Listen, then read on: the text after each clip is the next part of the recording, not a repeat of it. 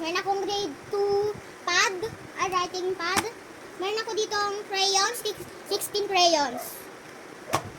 And pencil case. Ipapakita ko sa inyo kung ano yung laman ng pencil case ko. Ayan. Merong, adjust ko lang to. Merong sticker, yung dalawa. Tapos merong mga lapis. Siyempre, kurumi din. Dapat kurumi din. So, next, meron pa. Nakapagbalot na nga pala kami ng notebook, guys. Ito, pambura ng whiteboard ng mga sinulat ko. Ito, meron akong glue. Meron ako ditong sanitize. Meron akong marker.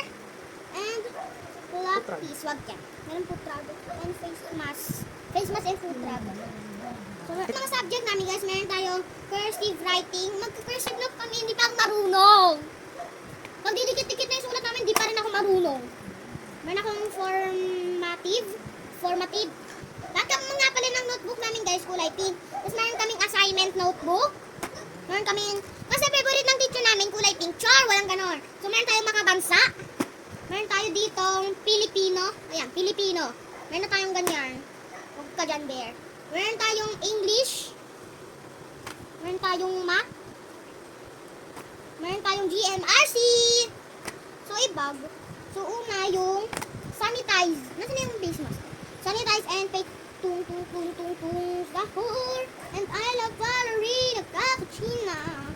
Ang ballerina cappuccino. And I love tung.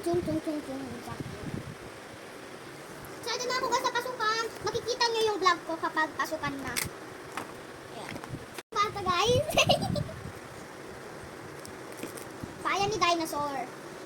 Ni Kuya Dinosaur. Susunod yung glue natin. Madami tong paglalagyan guys. May tayo dito.